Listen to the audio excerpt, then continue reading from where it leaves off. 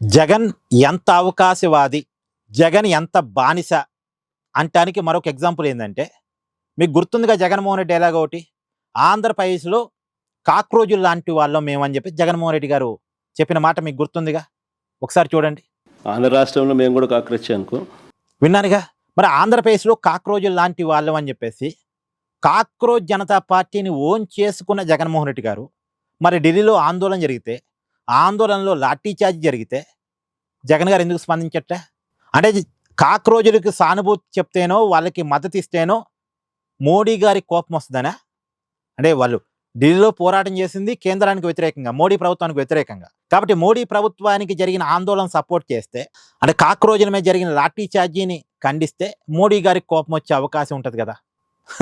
అంటే మోడీ గారికి జగన్ ఎంత బానిస అనేది ఇది ఒక ఎగ్జాంపుల్. అదేంటండి బానిస అన్నారు, అంత పెద్ద మాట అన్నారని మీరు అడగవచ్చు. డైరెక్ట్గా పొత్తులో ఉంటే బానిస అనాల్సిన అవసరం లేదు. పొత్తులో ఏం లేడు కదా, ఎన్డీఏ కూటమిలో జగన్ ఏం లేడు కదా, వైసీపీ లేదు కదా, ఎన్డీఏ వ్యతిరేక ఇండీ కూటమి వ్యతిరేక పార్టీ కదా జగన్మోహన్ రెడ్డిది. ఒంటరిగా ఉన్నాడు కదా, సింగిల్గా ఉన్నాడు కదా, సింగిల్ సింహం అంటాడు కదా. మరి సింగిల్గా ఉన్నవాడైతే ఢిల్లీలో జరిగినటువంటి ఈ పెద్ద సమస్య మీద మాట్లాడాలి కదా, కాక్రోజ్ చేస్తున్న ఆందోళన మీద మాట్లాడాలి కదా. అందులోనూ ఆంధ్రప్రదేశ్లో తన కాక్రోజ్ అని చెప్పుకున్న వ్యక్తి అయ్యి ఉండి మాట్లాడాలి కదా. మరి కాక్రోజులు చేసిన ఆందోళన, వాళ్ళ మీద జరిగిన lathi charge, neat paper leak, వీటి మీద జగన్ మాట్లాడారు కదా. మాట్లాడు. ఎందుకంటే జగన్ ఒక అవకాశవాది, జగన్ ఒక బానిస కాబట్టి. అవసరాన్ని బట్టి మాట్లాడే వ్యక్తి జగన్మోహన్ రెడ్డి. పైగా మోడీ గారికి బానిస, బీజేపీకి బానిస, కట్టు బానిస.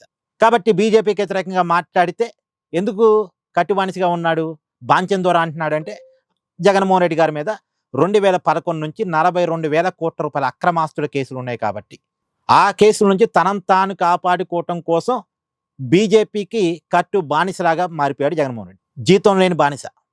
అట్నే ఉంది పరిస్థితి చూస్తుంటే. ఇక్కడ మీ అభిప్రాయాన్ని కామెంట్ చేయండి.